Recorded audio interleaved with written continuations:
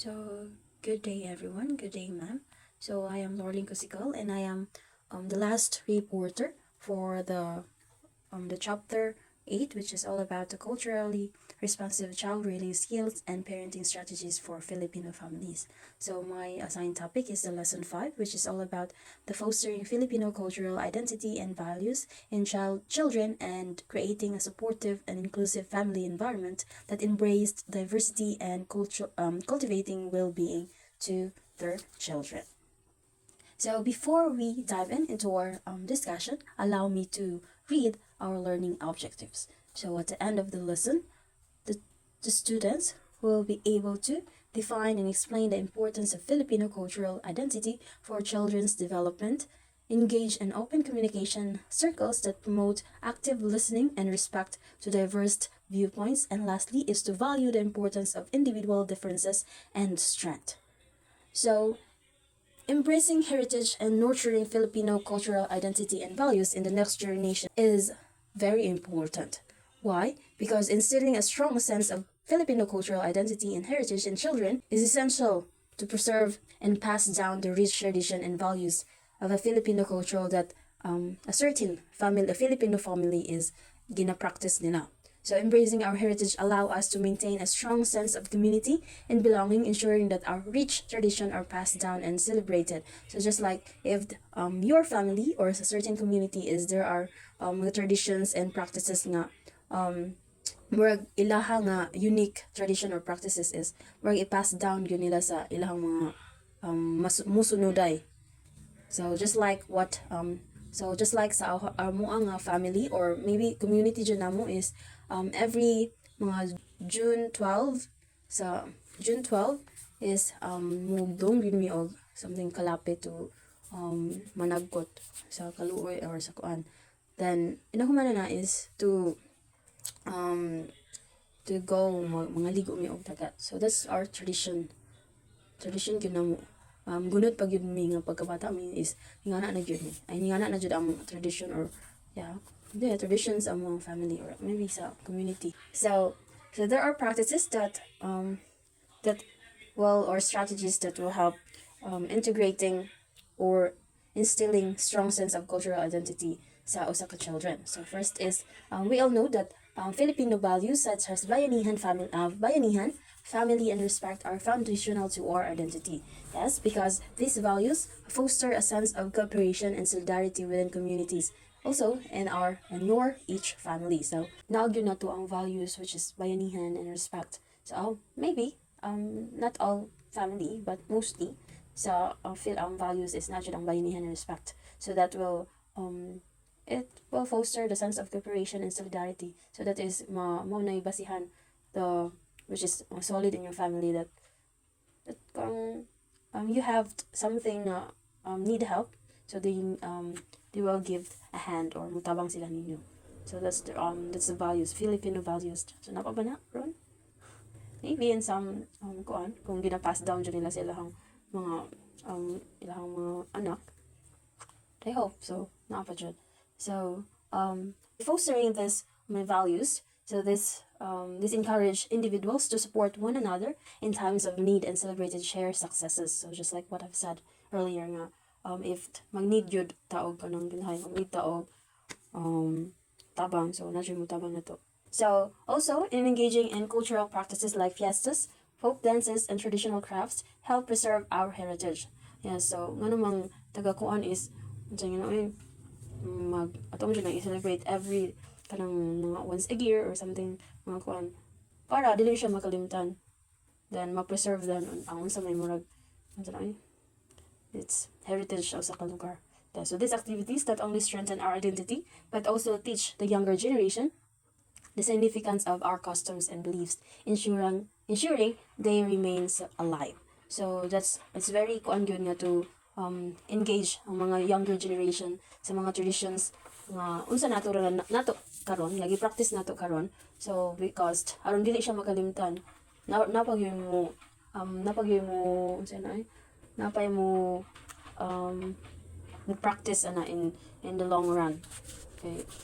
Then community engagement or involvement also has an important role in preserving or in nurturing Filipino cultural identity and values so the next generation where dili jud siya mawala. So like mga community events such as cultural workshops, arts exhibition, and storytelling session can significantly impact the younger generation. So these activities provide opportunities for intergenerational learning and help reinforce the importance of our heritage and values in everyday lives. So if kanunay gyud nato nga gina-teach or pahimangno or pabuhat sa mga our younger generation is matatak or makuan dyan nila mabalik-balik yun nila sa ilang kinabuhi or sa ilang hunahuna those mga values and kuan nga need you dapat you siyang i-nurture for forever forever or and mga umaabot pa mga panahon. So by embracing and preserving family heritage and nurturing Filipino values in the next generation is essential for maintaining each family cultural identity. So kay dili man siya makalimutan. So mapast sa mga anak, may pass na nila sa ilang mga anak, then if i-continue nila ang that kind of values is kanang kuan yun siya. Dili yun siya makalimutan. So magbalik i-practice so dyan na sila sa ilang family. Bisa na og pila na ka generation ang mulabay. So by actively participating in our cultural practices, education, and community activities, we ensure that the legacy endures and thrives in the next generation. So is there any question about the how nurturing Filipino cultural identity and values in the next generation is important to instill in children? Okay, so now let's proceed to the next subtopic that we have here, which is about fostering an inclusive family environment for the well-being of their family members, especially with their mga children nila. So in today's world, embracing diversity is essential. So very kuan na ron ang diversity. So nanay power ang diversity ron, wala nay stereotype like that. So essential for creating an inclusive family environment. So maglahi-lahi na magyud ang pananaw sa yes usa mo ka family but lahi-lahi ang inyong pananaw sa kinabuhi. So it's very prominent na ang embracing diversity karon nga generation. So we will explore how fostering inclusivity leads to improved well-being for all family members. So understanding and appreciating differences can strengthen family bonds and promote a sense of belonging. So did you agree mo that understanding and appreciating differences can strengthen family bonds? Yeah, so kung unsay atong murag baruganan or unsa may atong gusto sa kinabuhi if tanggap yun sa ato or madawat sa ato ang family is makakuan gyud tanong nga we are kanang swerti gyud ta sa atong family then murag makakuan gyud ta nga nabilong gyud ta kay dili man ta nila iisip nga murag lahi ra nila. So kay kuan man they understand and appreciate your differences between their kuan preference or unsa may ilahang baruganan sa kinabuhi. So understanding the diversity of every member of family is very important. So we all know that diversity encompasses various aspects such as race, ethnicity, gender, age, and abilities. So recognizing these differences is crucial for building an inclusive family. So kaya na mo yun there are mga parents like if so just like if sa inyong family is na may lahi ang kuan. So recognizing these differences is crucial for building an inclusive family. So each member brings unique strengths and perspective that enrich family dynamics and enhance emotional well-being. So dapat yun makuha na ito nga each member yun is na siya unique strength and perspective that usa sad sa rason nga mahimong parang mahimong kuan ang usa ka family ano bitang blessed or sa ilang pamuyo harmonious ilang mga pamuyo because they understand their differences.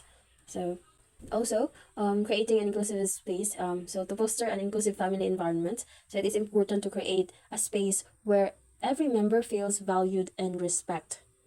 So dapat good, no? It's very true good.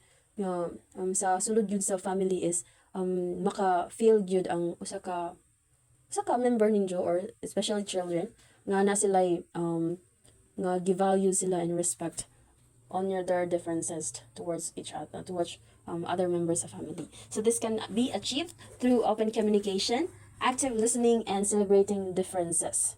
So close ka sa differences nga or unique kanang uniqueness sa usa ka member is dili gyud siya makakuan gyud, no?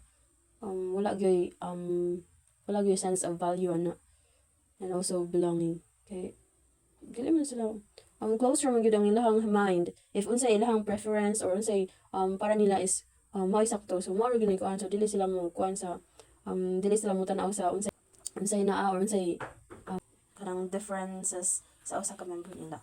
So encourage encourage discussions about feelings and experience to strengthen connections. So by this activities or strategies, it can strengthen the connections in your family. So also, let's talk about the benefits of inclusivity or inclusion sa family. So embracing diversity and fostering an inclusive environment in your family can lead to numerous benefits, including improved mental health. So kay dili man ma-stress or dili man kanang kuan ang sa ka member, kay kanang dili man nila kung lahi ang imong perspective or pagtuo sa compare sa imong family is where imong itago like that. Dili nimo i-open nila, so mura kag ma-conscious or conscious. So it can affect your mental health. So the benefits of inclusion is to improve your mental health. Then increase creativity and stronger family bonds. So if tanggap or tanggap nimo ang mga differences sa mga members sa inyong family is makakuan gyud mo stronger family bonds despite of your differences. So an inclusive family promotes understanding, empathy, and support, which are essential for the overall well-being. So ang family gyud ang mao gyud usa nga mohatag or usa nga mo magpa-show nimo og understanding, empathy, and support og despite your differences. So here are some practical strategies that will family can implement to their family. So implementing practical strategies can help foster inclusivity, which is family meetings, cultural celebration, and community involvement. So this promote understanding and acceptance, and encourage each member to share their unique experiences and perspective that reinforce a value of diversity. So in conclusion, nurturing emotional intelligence and resilience in Filipino children is a powerful way to empower them to navigate life's challenges with confidence and empathy. So by respecting and valuing each member's uniqueness, families can create a stronger bonds and a supportive atmosphere that nurtures growth and happiness through embracing diversity and fostering an inclusive family environment. So that's end our discussion for today's, and I hope you've learned something about this topic. So thank you for listening, and goodbye.